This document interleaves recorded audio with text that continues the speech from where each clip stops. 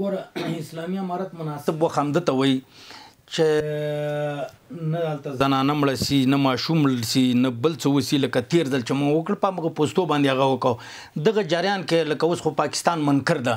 او چې ما دا کار نه ده کړی دا دغسې یو معما ده لکه څنګه چې اوس په تاجکستان باندې اوس چې دا اوس چا کړی خو وخت دا ثابتوي چې دا چا کړی که پاکستان معذرت وغوښته معافي وغوښتله نو دا مناسب وخت موږ ورسره هغه نه لرو خو که وی نه غوښتله او دا ثابت هم ده او ثابت شو چې رښتیا هم هم دوه کړی نو بیا د دوی دغه انکار هسې محض دروغ و او که دی ثابت انکار یې کړی دی چې دا بل چا کړی و موږ ما بل چا سره بیا مناسب وخت په مناسب وخت کې به مناسب جواب ورته دغه مناسب ځواب به څه وي همت صاحب مناسب جواب ماشوم هم پوهېږي هغه څوک د موږ وزارت دفاع ده هغه یو کمیسیون لري موږ لوی درستیز لرو هغوی به خپله فکر کوي دا د نظامي هغه ده وزارت دفاع کار همدا ده چې هغوی به مناسب جواب ورته ورکوي خو موږ په غلا باندې او په هغه باندې چا سره هغه نه کوو ظلم نه کوو تیری نه کوو څونه چې موږ ته چا ضرر رسولي همغه نه ورکوو بعضې خلک شخصي انداز باندې چې موږ به دا کوو ماشومان یې وژلي موږ ماشومان وژنو دا یې بېغیرته سړي کار دی چې څومره ماشوم دې ما ووژني زنانه دې ما ووژني زه یې ماشوم زنانه نه وژنم زنانه او ماشوم ګناه نه ده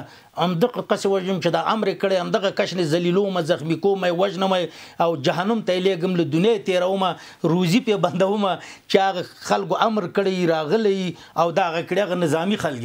چرګ مړه که بچي خپل مړه کېږي دغه ماشومانو دا خلک بېغیرته سړی به اوبه په چا بندوي ډوډۍ به په چا بندوي ماشوم زنانه به یې ولي په جنګ کې موږ مسلمانان یو بیا پښتانه یو د اسلام کې د زنانه مرګ نشته د ماشوم مرګ نشته د سپین ږیري مرګ نشته چې جنګ کې شریک نه وي د هغه مرګ نشته نو دا ته نیمه شپه کې راځه او د یو کور 9 کسان شهیدانوه دا ډېره بېمروتي ډېره بېغیرتي ډېر ظلم ده دا چا کړی هغه ته انسان ویل انسانیت ته بالکل هغه حیوان نه بدتر ده هغه ته که موږ حیوان نسبت کوو د حیوان توهین ده د حیوان نه بدتر ده حیوان نه واړه ماشومان نه وژني نو دا د ځناورو د حیوانانو نه بدتر دي چې هر چا دا کار کړی او یا دا کار پاینده کې څوک کوي راځو د ازبک تاجکستان مسلې ته ګوره موږ تاجکستان ته یو اطمینان ورکوو د ولس په نمایندګۍ زه چې دلته کوم حکومتونه تیر شوي زه د هغه وختو سړی یم حتی ډېر د موږ ملګري په بمبارو کې شهیدان سو عبدالصبور نیازی د جبار نیازي د حکیم نیازي د غزني ورور او د جبار نیازي زوی صبور نیازی هغه ما بمبار کې شهید سو په قندوز کې نو هلته تاجکستان موږ دونه در سره حکومتونه د موږ هر وخت سره دونه کومک کړی چې عبدالله نوري چې د تا مقابل کې مجاهدینو مشر و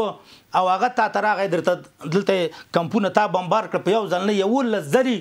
تاجکستان د افغانستان په خاوره کې د تاجکستان کمپونه بمبار کړل لکه د من کمپونه چې وسه په دلته دي او پاکستان کې د وزیرستان کمپونه بمبار کی او یا دلته یو څوک رئیس پاکستان کې د افغان مهاجرینو کمپونه کمل بمبار کی ایران بمبار کی ابل دارنګ تاجکستان یو لزلی